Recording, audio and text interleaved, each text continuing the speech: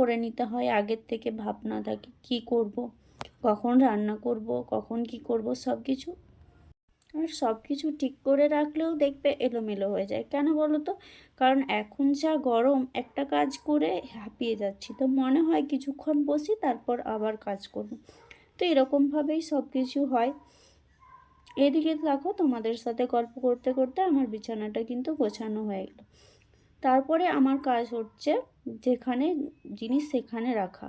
কারণ সারাদিন ধরে বিকেলের থেকে সন্ধে পর্যন্ত এখানে ওখানে জিনিস ওখানে চলে যায়, সব কিছু এলোমেলো হয়ে থাকে, আর সকালবেলাতে সব কিছু ঠিকঠাক করে নিই। তারপরে আমি চলে আসলাম জামা কাপড় গোছাতে। কালকে বিকেল থেকে জামা কাপড়গুলো সব জড়ো করা ছিল, কারণ জন্মদিনের পার্টিতে গিয়েছিলাম, তাই আর বিকেলবেলাতে গোছানো হয়নি। আসলে ইচ্ছা করেনি, আর গরমের মধ্যেও ভালো লাগছিল না, তাই জড়ো করে রেখে দিয়েছিলাম। আর কি দু একটা ছিল, সেগুলো শুকোয়নি, কারণ হালকা মেঘও ছিল, সেই জন্য সেগুলোকে ঘরের মধ্যেই মেলে দিয়েছিলাম। আর কি বলো তো, জামা কাপড় গোছানো, রান্না বান্না, ঘর ঝাড় দেওয়া, এছাড়াও কিন্তু অনেক এক্সট্রা কাজ থাকে, সেগুলো কিন্তু সবসময় ক্যামেরার সামনে দেখানো হয় না। তো সেগুলো করতেও সময় লাগে, তো সেগুলোকেও করে নিতে হয়। আর অনেকের মনে হয় ছোট সংসারে কাজই বা কী, সবসময় তো বসে থাকাই কাজ, রান্নাবান্না খাওয়া দাওয়া ছাড়া। কিন্তু আমার মনে হয় ছোট সংসারের কাজটা বেশি, কারণ সংসার বড় হলে ওই যে বললাম সবাই ভাগাভাগি করে নেয়, আর এমনিতে কিন্তু একা হাতেই সব কিছু করতে হয়।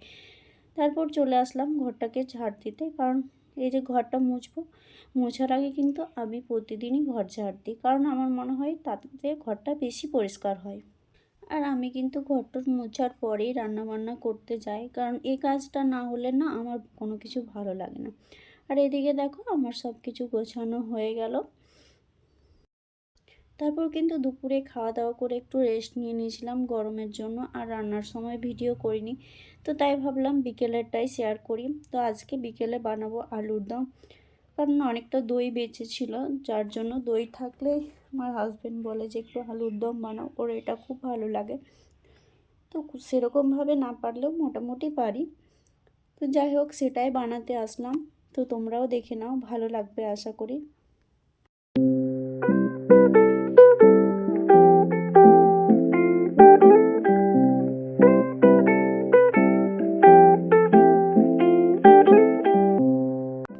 আমার কিন্তু সব কিছু কাটা হয়ে গেল।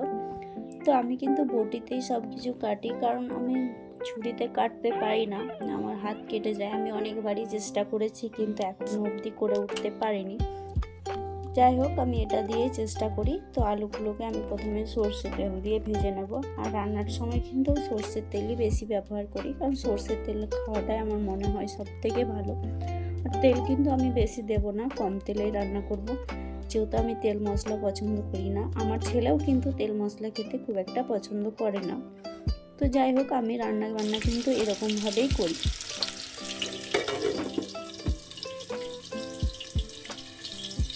এদিকে দেখলে আমি অল্প তেল দিয়ে কিন্তু আলুটাকে ভেজে নিলাম। তারপর ওই তেলটাতে যেটুকু ছিল সেটার মধ্যেই পেঁয়াজ, আদা রসুন বাটা দিয়ে দিলাম।